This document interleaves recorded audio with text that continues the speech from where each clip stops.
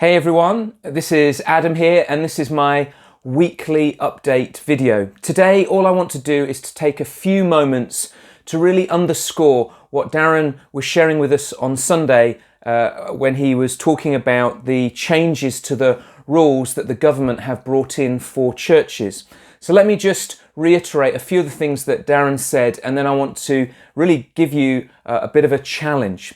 As you'll be aware, as of last weekend, churches are now able to meet on a Sunday. However, the guidance that's wrapped around that kind of big headline is still very restrictive. It would mean if we decided to meet on a Sunday that we wouldn't be able to sing. It would mean that after the meeting you wouldn't be able to talk with one another. They actually want people to come straight in, sit on their seats and then leave straight away.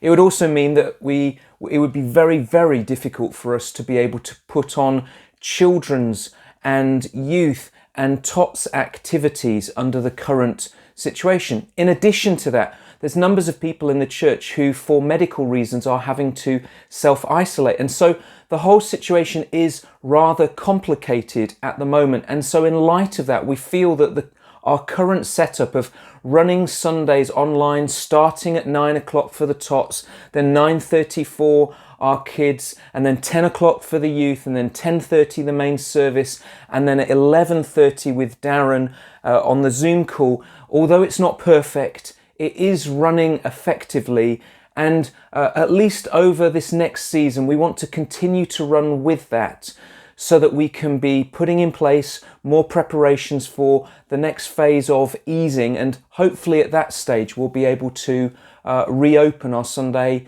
worship. I just want to say, friends, we really, really are longing for the day when we can gather together as the family of God at Kingsgate in one space and to worship Jesus together. However, at this moment in time, that isn't possible, and so we want to continue with our current setup. However, and as Darren was saying on Sunday, there is a huge change that has come into effect over this last weekend, and the change is this. There is now more and more opportunities for you and I to express love and fellowship and devotion to one another by meeting together. And so really what I'd like to do is to encourage you at this time to make space in your diaries for meeting up with people.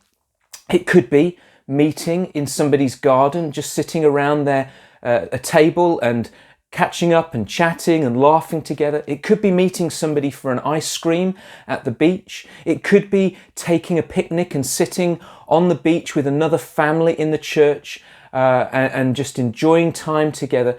There are just so many more opportunities for us as the family of God to care for and connect with and love one another. I want to encourage us to do it. As Darren said on Sunday, we've been, as it were, building isolation into our lifestyles for these last few months. And so to reverse that is going to take some determination. And so rather than worrying about lots of other things, what we're going to do next and what about this, I'd really want to encourage you at this time to focus on one thing.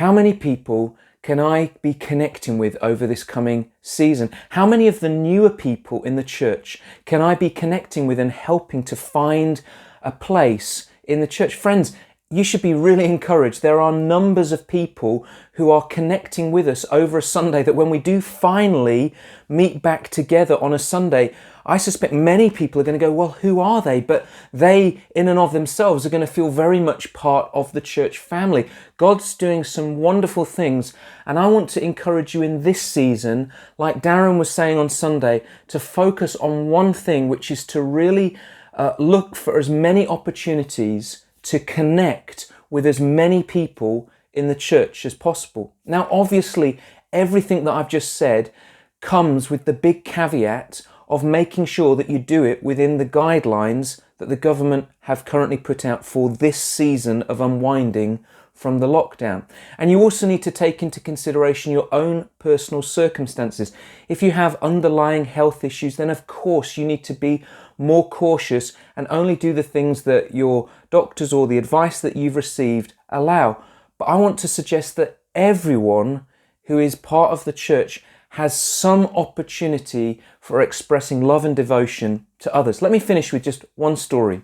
I was chatting a few weeks ago to Anita, and Anita was saying to me that she would love people in the church to come and pop over and see her. And this was kind of in that season where you were allowed to go and sit in people's gardens, but people were still having to really be very cautious. And Anita said she has a window into her living room, and there's a kind of grass area outside of her window. So people could sit outside, she could sit inside, and you could talk through the window. And I thought, what an absolutely brilliant idea. And for me, that was a picture of somebody who is not allowing the circumstances that they're facing to restrict fellowship and devotion. And so, friends, I really want to encourage you at this time. Let's build together a loving community. Let's build together a community where we reach into one another's lives and we start to get familiar again of walking and talking and laughing and being with friends. And in good time and at the right time, we will be able to meet together on a Sunday. But in this season, let's focus on meeting together. Bless you all. Enjoy your ice creams. Enjoy your picnics. Enjoy going for walks with friends and sitting in people's front gardens and talking to them through their window. Enjoy building the family of God together.